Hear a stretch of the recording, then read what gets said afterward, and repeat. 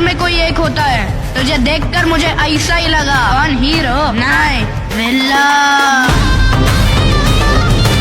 की जो tool box talk meeting की टॉपिक है वो है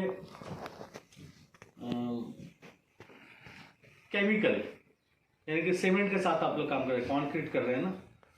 तो कंक्रीट क्या है, इसमें केमिकल, सीमेंट क्या है, ये केमिकल है, ठीक है। तो केमिकल के साथ आप जब भी काम कर रहे हो तो उसमें बहुत सारे हजर्ट्स होते हैं, ठीक है। जो हैंड टूल्स आप यूज़ कर रहे हैं, अगर हैंड टूल से मिक्स कर रहे हो आप कंक्रीट को, तब भी वहाँ पे बहुत सारे हजर्ट्स है। अगर कंक्रीट का पंप है, जो पंप आता है, टैंकर आता है, उसमें भी हजर्ट्स है, लेकिन वहाँ उसमें ज़्यादा है क्योंकि कुछ इक्विपमेंट उसमें यूज होता है।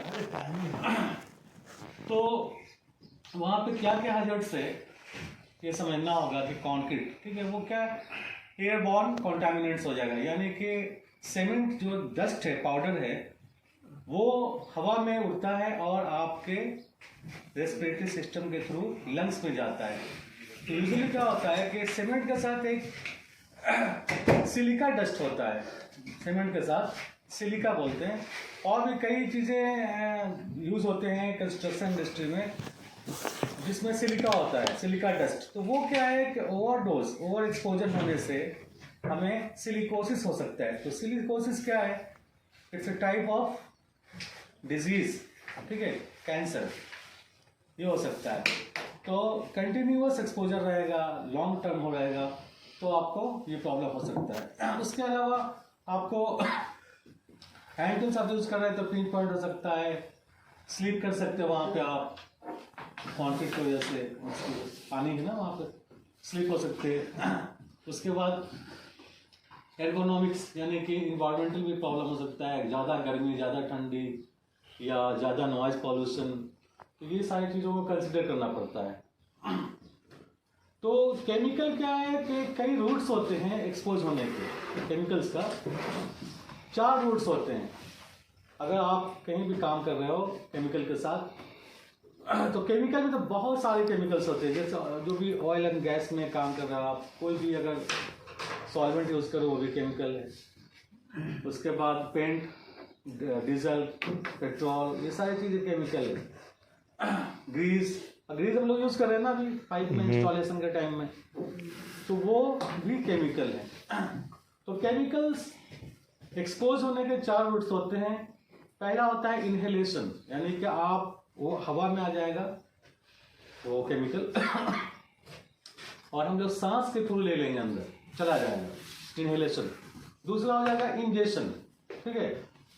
इंजेक्शन मतलब होता है कि मैं काम किया केमिकल के साथ, हैंड को प्रॉपरली वॉश नहीं किया, ठीक है, और खाना खा लिया, तो वो फूड के साथ जो केमिकल है वो चला गया, तो इंजेक्शन को जब कहते हैं, वो पेट के हमारे माउथ के थ्रू चला गया अंदर केमिकल।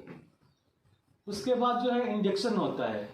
आप लोग बहुत जगह पे सुने होंगे कि एक इंजेक्शन दूसरे इंसान को नहीं लगाया जा सकता है। मान लो एक इंजेक्शन से इनको भी दे दिया और इनको भी दे दिया, तो ये मना क्यों मना है, क्योंकि ट्रांसमिट हो जाएगा, डिजीज ट्रांसमिट जो होगा, ट्रांसमिशन का जो रूट्स बता रहा हूँ मैं आपको, पहले इनहेलेशन है, इंजेक्शन है, और उसके बाद इंजेक्शन। तो इनको दे दिया, इनको है प्रॉब्लम कुछ ब्लड में, जैसे ब्लड बॉर्न वायरसेस होते हैं, जैसे आप सुनेंगे हेपेटाइटिस ए, बी, ऐसा कुछ है ना, ये सब ब्लड बॉर्न वायरसेस है, डिजीज है। तो अगर किसी को प्रॉब्लम है ब्लड में और मैं उसको इंजेक्शन दिया, उसके बाद आपको दे दिया, ट्रांसमिट हो गया।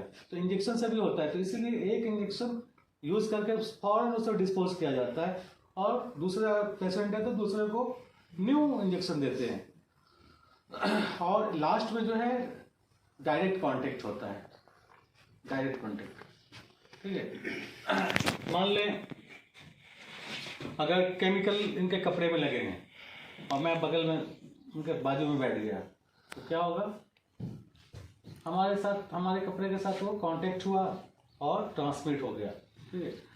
तो ये रूट्स हैं, और इससे बचने के लिए क्या करना है हमें, केमिकल के साथ बचने के लिए उसका जो किसी भी कोई केमिकल है ना, कोई भी, उसके साथ MSDS होता है, मटेरियल सेफ्टी डेटा शीट। उसमें सारे उसके प्रॉपर्टीज, हजर्ड्स, रिस्क और जो भी कंट्रोल मेजर्स है यानी जो भी सावधानी बरतनी है आपको, जो प्रिकॉशन लेना है, वो सारी बातें उसमें लिखी होती है MSDS में। तो उसके और क्या क्या PPE आपको यूज़ करना है, ये भी बात लिखी होती है, कैसे आप बचेंगे।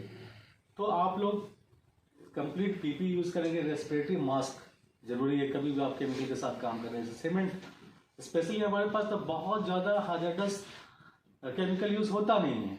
एक तो ग्रीस हो रहा है और दूसरा जो है सीमेंट है, सीमेंट के साथ काम कर रहे हैं, तो बहुत ज़्यादा सीरियस एक्सपोजर नहीं है आप लोगों का।